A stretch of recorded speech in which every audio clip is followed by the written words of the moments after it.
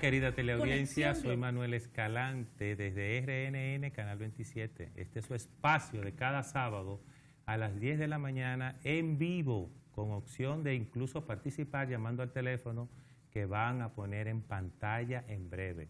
Conexión Global RD, un programa dirigido a usted, pensado en usted y por usted, donde usted es el protagonista. Como cada sábado estoy acompañado de un staff selecto, el señor Olivier Gimignán y Víctor Tineo. Olivier, buen día. Manuel, ¿cómo te sientes? Sí, bienvenido a tu programa, a nuestro programa Conexión Global RD y a toda nuestra teleaudiencia que está del otro lado de la cámara viendo el contenido que vamos a traer para este programa de hoy. Olivier Gimignán está aquí, Manuel, Víctor Tineo, y yo le voy a recordar que pasen por nuestras redes sociales, como siempre, como todos los sábados, a que ustedes puedan acceder a todos nuestros contenidos en Instagram, en Conexión Global RD, en Twitter, en Conexión Global R, y en el canal de YouTube, dándole a la campanita y suscribiéndose a nuestro canal para que puedan ver los programas luego de sucedidos. Y no es para menos porque el programa de hoy es una excepción, ¿verdad, Víctor Tineo? ¿Cómo estás? Es un programa genial. Es un programa genial con esta invitada que buenos tenemos. días, Oliver. Buenos días, Manuel. Buenos días, público televidente de Conexión Global RD. Hoy sábado estamos con ustedes y tenemos una de las mujeres más informadas, mejor informada, y de las más inteligentes de la República Dominicana, y yo diría que de América Latina, en su ámbito de estudio, sociología, politología, si se puede decir así, politóloga, socióloga. Rosario Espinal está con nosotros. Excelente. Bienvenida, Rosario. Y qué mejor que esté con nosotros en un momento en que hay una especie de confusión, diríamos, respecto de lo que está pasando a nivel del continente, específicamente en Sudamérica, y no podemos dejar de lado lo que pasa en el Caribe. Y yo creo que sería importante conocer, Rosario Espinal, ¿está en riesgo la democracia en América Latina? Siempre. La democracia en América Latina siempre está en riesgo. De hecho, bastante ha durado este ciclo. Hay personas que van a decir que dónde está la democracia, que de qué democracia hablamos, que no hay democracia en América Latina y demás. Bueno, yo tengo un poco de reserva con esos argumentos porque tampoco podemos hablar de que hay dictaduras militares. No podemos ser absolutistas. Bueno, que no hay, o sea, propiamente dictaduras militares. No las hay. Uno puede decir hay limitaciones democráticas. Hay un ejercicio del poder excesivo, pero no hay dictadura militar, que es lo que interpretamos como dictadura. Yo digo, mucho ha durado este ciclo de democracias en América Latina, porque comenzó a fines de los años 70, digamos que se concretó en la década del 80, entonces, bueno, hemos tenido la del 90, la primera de este siglo, casi ya finalizando la segunda década de este siglo. O sea que llevamos 40 años, justo 41 desde la primera, que fue en República Dominicana. La primera transición fue en el 78, aquí en la República Dominicana. Lo que pasa es que en muchos libros no se registra, digo a nivel libros de la región o escrito en otros países, cuando se habla de la democratización en América Latina, de esta ola, como se conoce como la tercera ola de democratización, pues la comienzan a contar del 79, del 80, del 83, buscando la marca de otros países. Pero aquí no había una dictadura militar propiamente en el 78, pero sí había un régimen de fuerza, donde la represión era un componente importante del régimen político. Entonces, por eso, a la República Dominicana se le puede decir que fue el primer país que transitó hacia gobiernos electos propiamente. Y ya al año siguiente ocurre en Ecuador, después en el 80 en el Perú, en el 83 en Argentina y así. Lo que pasa en América Latina es que históricamente ha sido muy difícil sostener regímenes democráticos. Rosario, en ese sentido yo te quiero preguntar, ¿Cuál es el virus, la bacteria o el demonio que se mueve en América Latina que consecutivamente genera esa antidemocracia o expone esa democracia con tanta facilidad? ¿O estar en 40 años de una cuasi democracia deberíamos verlo como un logro? Te hice dos preguntas. Bueno, quizás digamos las dos cosas. O sea, es un logro que llevemos ya 41 años de procesos democráticos. Eso está bien. El punto está en ver una transición hacia una consolidación, Exacto. a que no se produzcan estos sobresaltos constantemente, como vemos ahora en Bolivia. Sí. O sea, se va a echar a perder todo lo bueno que se hizo Ese- por lo malo que se Correcto. hizo. O sea, por las cosas malas que se hicieron, se va a echar a perder lo bueno. Y ese es exacto. un dilema que hay en América Latina. Y yo iba a decir hace un momento que aquí hay dos factores que influyen Eso. en la región. Hay un factor de Las naturaleza socioeconómica.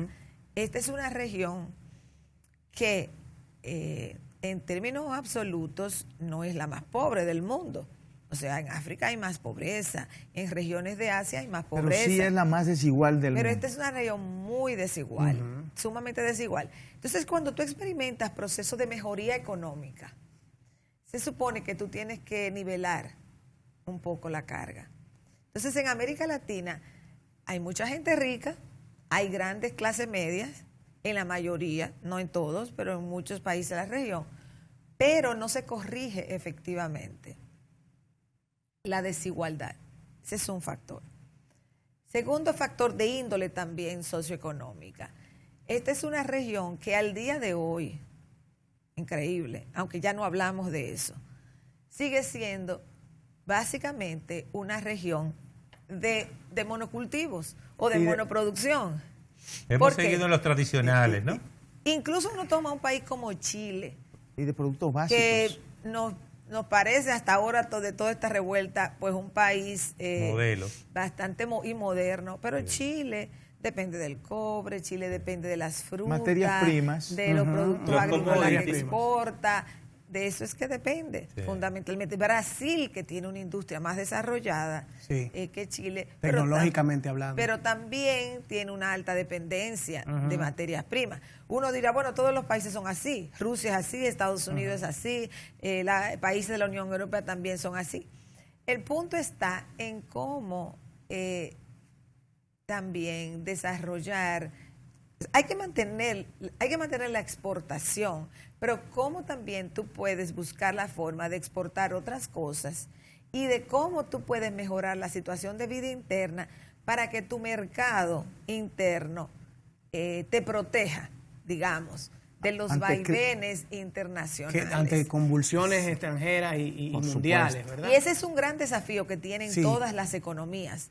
Las economías que son extremadamente dependientes de otros países van a ser muy vulnerables a los ciclos económicos que no controlan, que depende de otro país o de otros países. Entonces hay que buscar los mecanismos para ser un poco, porque nadie es absolutamente autosostenible hoy en día, pero para tratar de que hayan dinámicas internas que sirvan un poco de contrapeso o de protección a los vaivenes de las economías internacionales. Yo creo que ese es un desafío pendiente en la región. O sea, que a nivel económico, estoy hablando de dos factores: desigualdad, por un lado, que tiene que enfrentarse de una manera decidida y se conectan los dos, y la estructura nacional, economía nacional, que sirva de cierta protección de los factores externos. ¿Cómo se conectan estas dos cosas? Porque mientras tú tengas un mercado más grande, tú vas a tener mayor protección. Porque tú tienes la capacidad de consumo interna. Estamos hablando de economías capitalistas. No estamos hablando de economía de ayuda mutua, donde tú siembras plátano y yo tengo gallinas Como una y especie de huevos. trueque. No es una economía de trueque, es una economía de intercambio capitalista. Entonces, en una economía de intercambio capitalista, tú tienes que saber que el mercado es el factor que te impacta.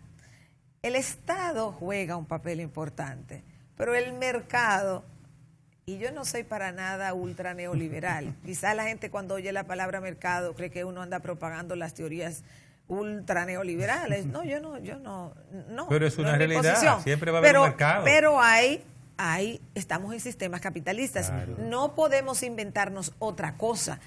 Que se sueñe con otra cosa o que algún día se llegue a otra cosa, ya se verá. Pero estamos en mercados capitalistas. Pudiéramos decir, Rosario, que la frase de Balaguer que se eternizó en el caso de República Dominicana y la región, que somos un país y una región rica, pobremente administrada. Bueno, eso me lleva a mí, porque yo no he acabado la explicación. Yo señalé dos factores socioeconómicos. Sí. Y claro, esos dos factores socioeconómicos tienen otros que yo no voy a entrar a analizar. Pero es porque me quiero concentrar en un factor más de índole político, que también afecta a la región. Y ese factor de índole político es ese fuerte caudillismo de la política latinoamericana. Ese caudillismo en el sentido de que se personifica tanto el líder caudillista como segmentos de la sociedad, personifican el poder y que solo una persona nos salva.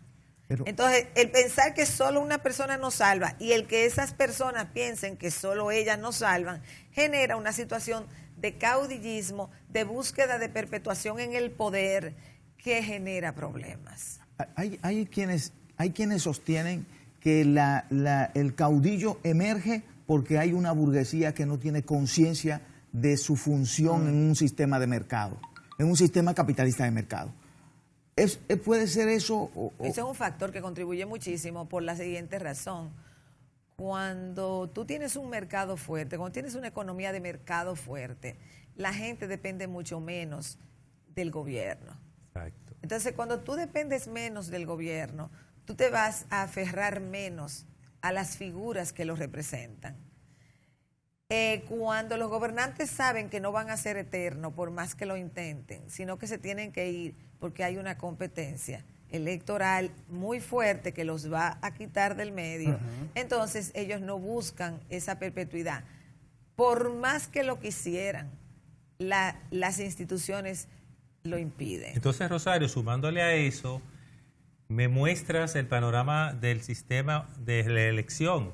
Por eso la reelección 1+1 y no más tiene esa ventaja, porque hace que el aspirante o el gobernante entienda, yo nada más tengo estas dos oportunidades, no puedo forzar constitución. Claro, y lo tengo que hacer bien en estos dos periodos, o en el primero que tengo para poder tener un segundo periodo, porque después de ese segundo periodo ya yo no tengo posibilidad. Entonces esa es la otra cara de la reelección más de una vez que la gente no quiere ver. Por eso a mí la reelección... Pero también hay otras cositas ahí. Creo que eso hay que tratarlo más ampliamente. Un poquito más extendido. Porque el problema de la reelección en América Latina hay que buscarle una salida. Es parte del problema. La doctora Rosario Espinal lo ha planteado fórmulas y lo planteó cuando conversamos aquí.